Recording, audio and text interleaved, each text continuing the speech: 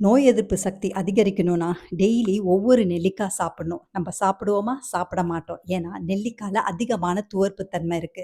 நெல்லிக்கால உள்ள துவர்ப்பு தன்மை கொஞ்சம் கூட தெரியாம, எப்படி நம்ம ரசம் வைக்கிறதுன்னு தான் இன்னைக்கு பார்க்க போறோம். அதுக்கு சீரகம், மிளகு, பச்சை மிளகா, காஞ்ச மிளகா, நெல்லிக்காய் ஒரு 4, 5 நெல்லிக்காய் பொடியா நறுக்கி சேர்த்துக்கோங்க. அதோட கருவேப்பிலை, வெள்ளை பூண்டு, தக்காளிய சேர்த்து நைஸா பேஸ்ட் மாரி அரைச்சு ஒரு பக்கத்துக்கு எடுத்து வச்சுட்டு, ரசம் தாளிக்கிறதுக்கு கடாய் அடுப்புல வச்சு எண்ணெய் ஊத்தி, கடுகு, சீரகம், காஞ்ச மிளகா, பச்சை மிளகா, கருவேப்பிலை, வெள்ளை பூண்டு வந்து 4, 5 வெள்ளை பூண்ட தட்டி போட்டு நல்லா வதங்கின பிறகு அரைச்சு வச்சிருக்க பேஸ்ட்டு, மஞ்சத்தூள், உப்பு, பெருங்காயத்தூளும் சேர்த்து 2, 3 நிமிஷம் நல்லா வதங்கின பிறகு 2, 3 முழு நெல்லிக்காவ சேர்த்துக்கோங்க. அதோட 1/2 கப் அளவுக்கு புளி தண்ணி, 1/2 கப் அளவுக்கு பருப்பு தண்ணி, தேவையான அளவு தண்ணி, 1/2 தக்காளிய பொடியா நறுக்கி சேர்த்துட்டு, இந்த மாரி நல்லா நொர கட்டி வந்தோனே, 1/2 கைப்பிடி அளவுக்கு பொடியா நறுக்குன கொத்தமல்லி தூவி அடுப்ப ஆஃப் பண்ணிருங்க. இத சுட சுட சாதத்துல பெசஞ்சு சாப்பிட டேஸ்ட் ரொம்ப பிரமாதமா இருக்கும். இத சூப்பா குடிச்சு பாருங்க. ரொம்ப அருமையா இருக்கும்.